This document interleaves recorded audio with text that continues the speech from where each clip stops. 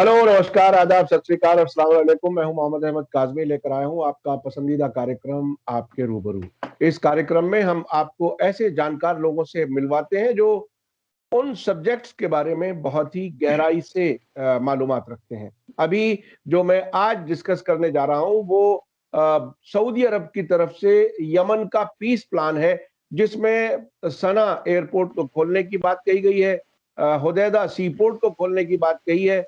और बहुत दिलचस्प बात यह है कि ये उनका पीस प्लान हुथियों के 48 घंटे के अल्टीमेटम के अंदर अंदर आया है, जिससे महसूस होता है कि सऊदी अरब अब चूंकि बढ़ते हुए हमले हैं हुथियों की तरफ से, उससे वो परेशान है।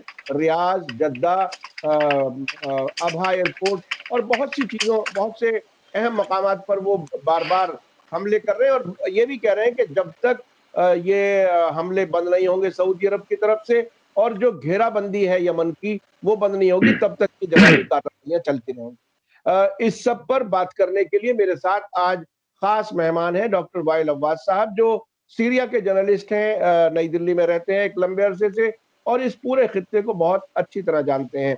हमारे लिए जाना पहचाना चेहरा, और आप लोग उनको बहुत अच्छी तरह जानते हैं। डॉक्टर वाइल अब्बास साहब, वेलकम है आपका मीडिया स्टार वर्ल्ड को, आपने वक्त दिया।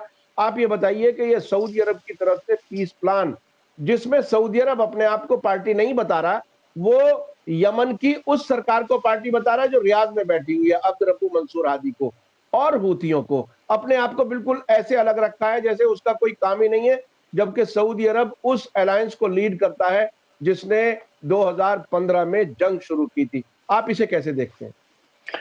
सबसे पहले आप बहुत बहुत धन्यवाद। आप मेरे को इनवाइट किया दोबारा है, और आपके लोग के बहुत हम लोग बहुत स्वागत करना चाहते हो। बहुत बहुत शुक्रिया। ये हमको सबसे पहले शुरू करना भैया, ये आप जो सऊदी अरेबिया जब तक युद्ध शुरू किया था यमन से, तो यूनिलैटरल युद्ध है। उन्होंने रीजनल अलाइज और काफी मतलब कोalition बनाया था। वो तो युद्ध उसके अलावा ये शुरू किया था वहां पर, ये सऊदी अरेबिया का, यूएई का, मतलब ये काफी लोग रीजनल है, सूडान और काफी लोग अरब मुल्क में वाले के ज्वाइन कर दिया था। अभी ये 6 साल का हो गया था। आप मेरे को बताओ, अगर आप ये कह रहे हमारा ये इत्तिफाकिया है या पीस प्लान लगाने के लिए, पीस प्लान किस चीज के लिए? जब तक आप खुद यूज शुरू किया, खुद आपका सीज लगा दिया था, खुद आप कुछ सब कुछ आप कर दिया था, किस चीज की बात करने के लिए शांति से बात करना चाहते हो? तो आप पहले निकाल दो। पहले आपका ये पीस प्लान बिल्कुल फालतू है, ये कुछ भी नहीं है। आपका सिर्फ ये जो उनकी ब्रोकर है, जो सुल्तनत ऑफ ओमान में जो उन्होंने ब्रोकर हो गया, पीस ब्रोकर हो गया था between the Houthis and Saudi सरकारी है, वो सीक्रेट बात होता है। तो उन्होंने पूरा पूरा सऊदी अरेबिया एक्सेप्ट कर दिया था पूरा प्लान। लेकिन जब तक वहां पर खत्म हो गया मीटिंग में, वो सऊदी अरेबिया वाले को अंदर राष्ट्रपति आ गया था, उन्होंने प्लान वो अनाउंस किया था, वो तो आता में खा गया था। मतलब ये भरोसा नहीं है, इसलिए वो तो होशी कह रहे आपका भरोसा है नहीं। हम्म। आप शो कुछ कुछ और बोल रहा है अंडर द टेबल, और उसके बाद आप जाएंगे कुछ और बोल रहा है अबव द टेबल। तो ऐसे कैसा हो सकता? डबल डबल स्पीकिंग नहीं हो सकता। ये बेईमानी का काम करते हो, इसलिए तो होशी कह रहे हमको नहीं मांग रहा। ये हमको पहले आप पूरा चीज निकाल दो। पूरा ये आपके लिए हर रोज में आपका और अमेरिकन एरोप्लेन में बम्बार्ड चल रहा, हर रोज में हमारा देश के, आप बंद करो, यूथ पूरा बंद करो। फिर हमको बात करने के लिए पॉलिटिकल सोल्यूशन, तो हम हल सियासी, तो हम लोग तैयारी है। तो इसलिए फेलियर हो गया, क्योंकि सऊदी अरेबिया कोई किसी को भरोसा भी नहीं है क्यों शुरू हो गया था और क्यों खत्म करना चाहिए। Is is just simply to justify their attack on Yemen. ये पूरा आप देख लो, 5 लाख लोग मर गया था, और यहाँ पर काफी 20 लाख बच्चों का बहुत मासूम वाले का बच्चों है कि खाना भी नहीं है। यूएन सिक्योरिटी काउंसिल का वो कह रहे, ये पूरा पूरा पूरा catastrophe of the 21st century. ये तो बिल्कुल दुनिया का शर्म आदि, तो इंटरनेशनल कम्युनिटी अभी तक रोका भी नहीं है युद्ध करो। ये तो सऊदी अरेबिया कंडीशन जो लगा दिया था, शर्त लगा दिया था, किसी को एक्सेप्ट नहीं कर रही है, स्पेशली द हूथीज। अच्छा, इसलिए तोड़ देना चाहिए। अभी अभी हाल ही में अमेरिका का एक ड्रोन भी हूथियों ने गिराया है मारिब के एरिया में। और अब से पहले ट्रंप के जमाने में ये बात सरकार की तरफ से कही गई है कि हम इंटेलिजेंस शेयरिंग करते हैं, लॉजिस्टिक सपोर्ट करते हैं, वगैरह वगैरह। तो ये क्या अमेरिका सीधे सीधे, आप कैसे समझते हैं, अमेरिका अपने आप को कभी कभी मीडिएटर के रोल में रखता है और अक्सर वो सऊदी अरब की जंग में सपोर्ट करता है। आप इसको किस तरह से देख रहे हैं, क्योंकि यमन में आखिर क्या चाहिए अमेरिका और सऊदी अरब को, क्यों ये जंग इन्होंने छेड़ी थी? देखिए, सबसे पहले आप याद रखना, सऊदी अरेबिया यमन की युद्ध शुरू कर रहे हैं, not on their behalf, on behalf of the American. ये अपनी तरफ नहीं हुआ, यूनिलैटरल डिसीजन नहीं हुआ, ये सरकारी यूएस सरकारी कह रहे, और मोहम्मद बिन सलमान बता दिया था ये लोग है जो अमेरिकन वाली के राष्ट्रपति कह रहे 15-20 दिन के अंदर है हूसी खत्म हो रहा है और हमको यमन पूरा खत्म करने के लिए, क्योंकि जो पॉलिटिकली बहुत अहमियत है। आप ये समझ लो, बाबुल मंदिब है जो वहां पर ये तेल का पास हो रहा है, ग्लोबल ट्रेड भी जा रहे, और उसके अंदर रेड सी में जाएंगे, स्विस कैनाल और यूरोप के लिए जाएंगे, राइट। तो यहाँ पर अब 15% ग्लोबल ट्रेड वहां पर जा रही, 12% ऑयल ट्रेड जा रहे, और अमेरिका कब्जा चाहिए जिबोती का जो अफ्रीका भी अंदर है, और यमन का आदन वाली का, जो दोनों को ब्रिज बनाने के लिए मिलिट्री ब्रिज, तो इसलिए बंद करना चाहिए। It just like looting piracy है। तो इसलिए सऊदी अरेबिया वहां पर गया था, और इस युद्ध में सऊदी अरेबिया, इजराइल, यूएसए और ये यूएई, और उसके साथ में इजिप्ट में, सूडान में, ये सारा लोग है जो उनको ज्वाइन कर दिया था। They are doing the job of the American. इसलिए हम लोग ये शुरू से हम लोग बताया था, हर दुनिया का मालूम हो गया था इस युद्ध में क्यों हो गया। आप याद है जब तक मोहम्मद बिन सलमान, जो सलमान किंग सलमान में, वहां पर जब तक अरब लीग में मीटिंग हो रहा है, अब्दुल्ला सालेह जो फॉर्मर प्रेसिडेंट हो गया था, उनकी हाथ कब्जा करने के लिए, और सारा अरब मुल्क कह रहे ये लेजिटिमेट रिप्रेजेंटेटिव ऑफ यमन। अगर उसकी बाद में फिर उनकी, ये तो खाइन बन गया था, और उनकी ज्वाइन किया हौसी के साथ में, और अलहादी उन्होंने स्टूज वाला का लगा दिया था, ये कह रहे ये नया राष्ट्रपति है। आप ये समझ लो सऊदी अरेबिया क्यों कर दिया था। सऊदी अरेबिया दो दो अहमियत उनकी इम्पोर्टेंट कर रहा है, एक अलकायदा वाली सपोर्ट कर दिया था, और दूसरी बात भी है, वो जबहतुल अंसार, उसकी जो ख्वानुल मुस्लिमीन वाले का जो मुस्लिम ब्रदरहुड का पार्टी है, उन्होंने सपोर्ट भी किया था, पैसा भी दिया था। अब्दुल्ला सालेह हम लोग खुद बताया था, उनकी दोनों हाथ में एक पैसा हौसी के लिए देते, एक पैसा अलकायदा वाले लोग देते। और तीसरी बात, ये सबसे अहमियत है, अमेरिकन में खुद यहाँ पर जॉन टिफनी वाली का है, रिकॉर्डिंग आ गया था, अब्दुल्ला सालेह बात हो रहा है, सीआईए एजेंट थे, और कह रहे जो अलकायदा ओकैली वाले का उनका नाम है, जो यमनी वाला अलकायदा लीडर है, आप रिलीज करो फ्रॉम द जेल। ये तो रिकॉर्डिंग चल रहा है, हमारा नहीं है। उनकी आवाज है, उनकी आवाज अमेरिकन वाली सीआईए डायरेक्टर है, और उनके साथ में राष्ट्रपति है जो फॉर्मर प्रेसिडेंट अब्दुल्ला सालेह। तो आप देख लो, जब तक आपके लिए failed state policy, regime change policy है, अमेरिका सरकार में लगा दिया था 7 नेशन, जो विलियम, वो जो उसके ये उनके former chief of the army कह रहे सारा 7 देश में तोड़ने चाहिए American regime change. Iraq, Syria, Yemen, Sudan, Libya, और उसके बाद भी है ये सबसे बड़ी वाली को वो कह रहे ये ईरान। तो 7 देश, and they wanted to break, तो Yemen is one of the देश। तो हमारी सारी दुनिया मालूम होना चाहिए रिजीम चेंज पॉलिसी है, तो इसलिए America directly involve in the war on Yemen, indirectly नहीं, डायरेक्टली इन्वॉल्व। पूरी लॉजिस्टिक, उनकी यहाँ पर मिलिट्री सेल भी बनाया था, वहां पर खुल रहा है, कमरा में भी है, सारा batting the CIA from farmer MI6 वाले का Britain, from the CIA, from the Mossad, from the Saudi intelligence, वो सारा लोग बैठे बैठे वहां पर वो तो पूरा मॉनिटर कर रहे, डिस्ट्रॉय कर रहा है।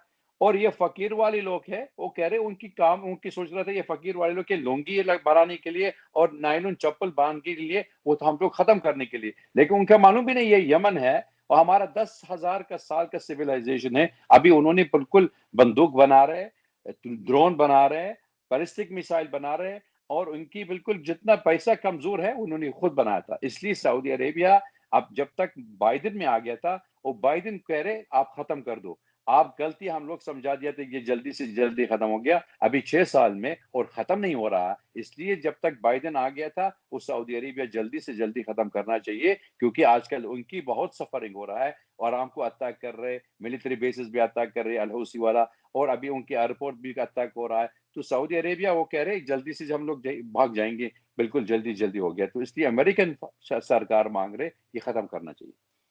अच्छा, क्या आपको इस बात का यकीन है कि अमेरिका वाकई जंग खत्म करना चाहता है जो बाइडेन के जमाने में? चूंकि इससे पहले सऊदी अरब की तरफ से ऐसे इशारे थे कि वो खुद थकने लगे हैं, वो जंग से खुद परेशान हैं, उनके यहाँ खुद नुकसान है और वो बात करना चाहते थे। अब क्या आपको लगता है कि अमेरिका की ये सीरियस और संजीदा कोशिश है कि जंग बंद होनी चाहिए या इसको प्रोलॉन्ग ही करना चाहते हैं? आपको क्या लगता है? देख लो, जो अमेरिकन नया सरकार है, जो इनकी स्ट्रेटजी है, हर जगह में प्रोलॉन्ग द वॉर, इनके प्रोलॉन्गेशन ऑफ वॉर, मतलब हर जो हमारा सीरिया है, इराक भी है, लीबिया भी है, यमन भी है, प्रोलॉन्गेशन और नया बैटल जोन शुरू कर रहा है, क्योंकि आर्म इंडस्ट्री सोल बेनिफिशियरी है। तो सबको दुनिया मालूम हो गया, अमेरिकन वो आर्म चलता रहेगा। दूसरी बात, यमन बहुत अहमियत है। अहमियत के लिए उनके लिए फेल्ड स्टेट करना चाहिए, जैसे इराक में कर रहा है, जैसे सीरिया, जैसे लीबिया। वो फेल्ड स्टेट हो जाएगी, फॉर इंटरनेशनल इंटरवेंशन हो रहा है, फॉर मिलिट्री बेसिस बन जाते हैं अमेरिकन के लिए, वो वहां पर कब्जा कर रहे हैं। हुँ, तो इसलिए वो तो सारे दुनिया मालूम हो गया अमेरिकन ऑब्जेक्टिव क्या होता है। हुँ, लेकिन उनकी कैलकुलेट नहीं किया था, ये लोग है, मतलब there is no military solution to the crisis in Yemen. सारे हुँ, दुनिया का मालूम हो गया यमन में, हर हर ये कॉलोनियल ब्रिटेन में है, उनके लिए it is the graveyard of the colonist. सारा दुनिया मालूम ये मकबरा है, वो किसी को मतलब कंट्रोल नहीं हो रहा है। आप देख लो फकीर वाली लोग है, उनकी पास में क्लाशनकोव, उनके पास में कि वो खाना वो खाते काट लगा देंगे मुंह में, और माउंटेन ऊपर बैठे कह रहे हमको आपके 100 साल में हम लोग युद्ध शुरू कर रहा है, लेकिन हमारा इंटेग्रिटी और हमारा शरफ और हमारा इज्जत है, हमको छोड़ना नहीं होता जब तक आप ये बंद करना करिए युद्ध के लिए। और दूसरी बात, पूरा रिहेबिलिटेशन ऑफ यमनी। और तीसरी बात, आप पूरा खर्चा करने के लिए रीबिल्डिंग ऑफ यमन। ये अगर एक्सेप्ट नहीं कर रहा है, वो रुकते नहीं है लोग। अच्छा यमन के बारे में आपने बताया, अब कुछ ऐसे इशारे मिल रहे हैं अभी हाल ही में ब्रसल्स में अमेरिका के फॉरेन मिनिस्टर एंटनी ब्लिंकन ने यूरोपियन यूनियन के जो फॉरेन अफेयर्स इंचार्ज हैं उनके साथ मुलाकात के बाद एक प्रेस कॉन्फ्रेंस की जिसमें ईरान न्यूक्लियर डील के बारे में अपने तरीके से वो शर्त लगा करके बात कर रहे हैं। दूसरी तरफ तुर्की के फॉरेन मिनिस्टर से भी मिले हैं चावशोगलू से। उनका कहना है चावशोगलू का कि हमारी बहुत अच्छी मुलाकात हुई है, लेकिन हमारे कुछ इख्तलाफात भी हैं, जैसे S-400 का इशू है, जैसे सीरिया में YPG को सपोर्ट करने का उनके मुताबिक उसका, और कई ऐसे इश्यूज हैं जिस पर उनके इख्तलाफात हैं। तो क्या अभी पिछले दिनों अर्दगान ने जो बाइडेन के उस कमेंट पर जो बाइडेन को क्रिटिसाइज किया था, जो पुतिन के बारे में भी कहा था, उससे ऐसा लग रहा था कि वो नाराजगी दिखाना चाह रहे हैं।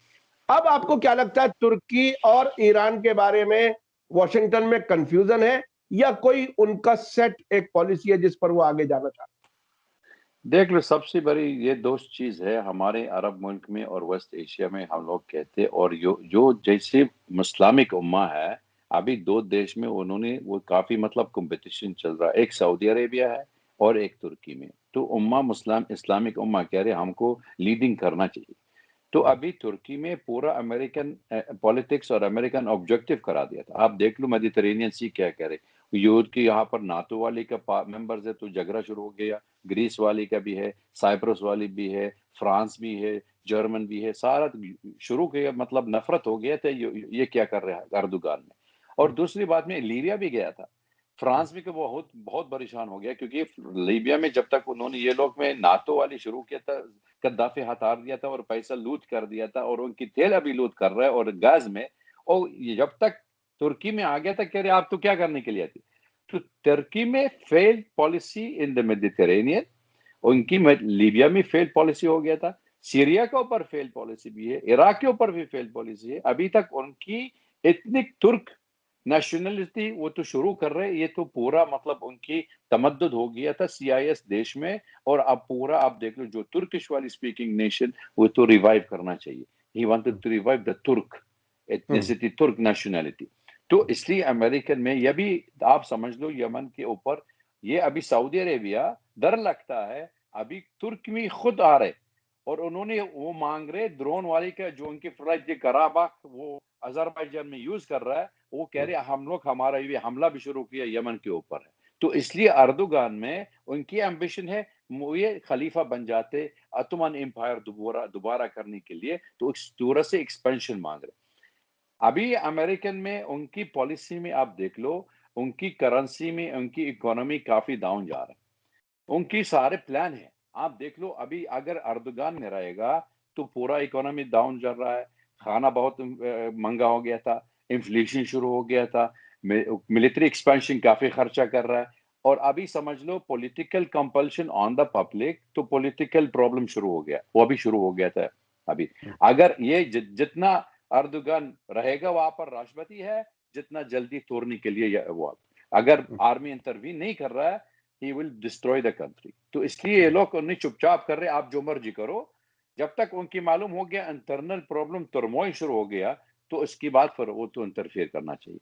तो इसलिए तुर्की में अमेरिकन में पॉलिसी में पूरा जो अर्दोगान जो अमेरिका मांग रहे अर्दोगान कर रहा है।